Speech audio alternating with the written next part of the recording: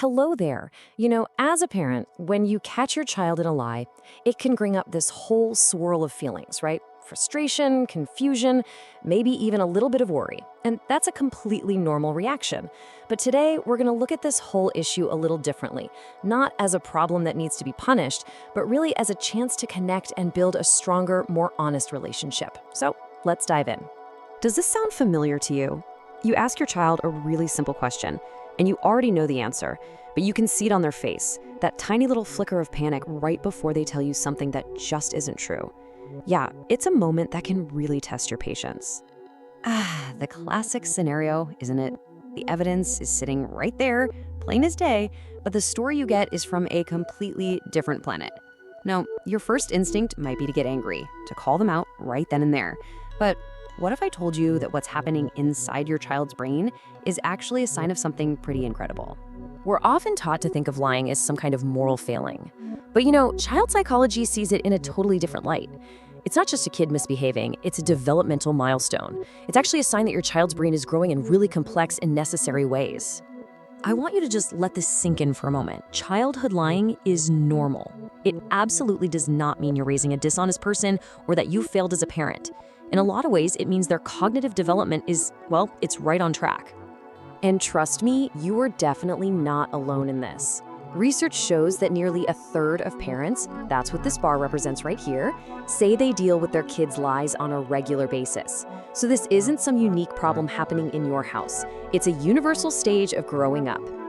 The science behind this is just fascinating.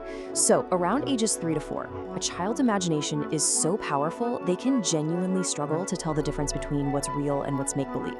But then, this huge leap happens between ages 6 and 8. They develop what's called theory of mind, which is basically the light bulb moment when they understand that other people have different thoughts. They realize you don't know what they know, and that cognitive skill is what makes conscious lying even possible. It's a massive sign of intellectual growth. Okay, so to respond in the best way, we first need to figure out what kind of lie we're dealing with. Because not all lies are created equal, let's break them down into 3 simple categories. I think this will make the whole behavior feel a lot less mysterious and way more manageable. First up, we've got fantasy lies. So when your 5-year-old tells you they have a dragon living in their closet, they aren't trying to pull one over on you. They're just exercising their imagination. This is actually a wonderful sign of creativity. The best response? Don't punish it. Play along. Wow, a dragon, what color is it? You can always gently guide them back to reality later on. Now, this is the one. This is the type of lie that worries parents the most. Protective lies. This is the classic I didn't do it lie, and it's almost always motivated by one single thing: fear. Fear of getting in trouble, fear of being shamed, or frankly, fear of seeing you angry. This kind of lie is a huge signal that we need to pay close attention, not to the lie itself, but to the fear that's driving it. And finally, there are social lies.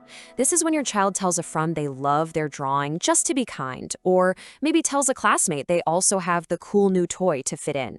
This actually shows a developing social intelligence. They're starting to understand other people's feelings and social rules. The key here is just to guide them so it doesn't become a go-to habit for constantly managing what other people think. Okay, now that we've covered the different types of lies, let's go a little deeper. To really, truly change this whole dynamic, we have to understand the powerful emotion that's hiding behind almost every single protective lie. This is so crucial to understand. More than any punishment you could ever dream up, your child's deepest fear is losing your love and approval. The lie isn't really the problem. It's a symptom of their fear of disappointing you.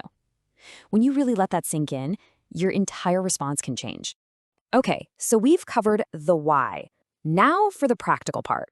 How do we take all this understanding and turn it into a response that builds trust instead of fear? Let's walk through the tools you need. Your immediate reaction is everything. Exploding with anger just instantly confirms their fear and teaches them that telling the truth is dangerous. But if you can stay calm, you create safety. You send this powerful message that says, my love for you is bigger than my anger about this mistake. We're a team.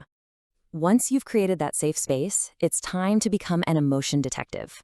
Look right past the lie and investigate the why. Gently asking questions like, were you afraid I would be angry? Or were you embarrassed?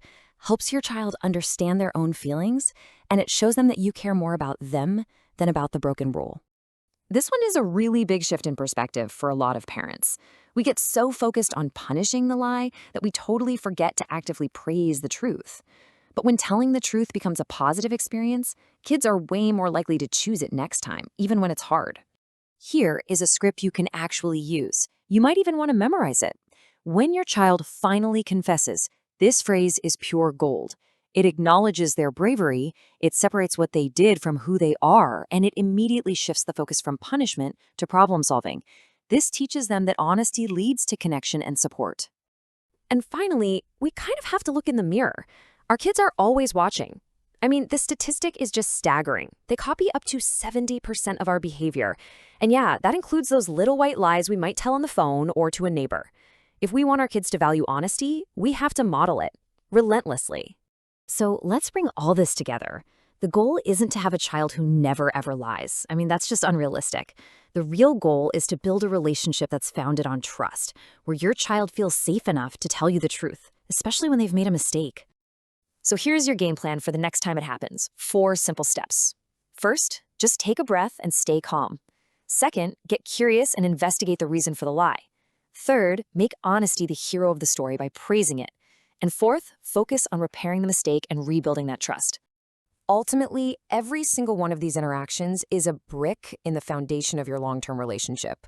So I'll leave you with this question to think about. Are you building a relationship based on fear, where mistakes have to be hidden? Or are you building one based on trust, where your child knows they can come to you with anything, knowing your love is the one thing that will always, always be true? The choice is yours.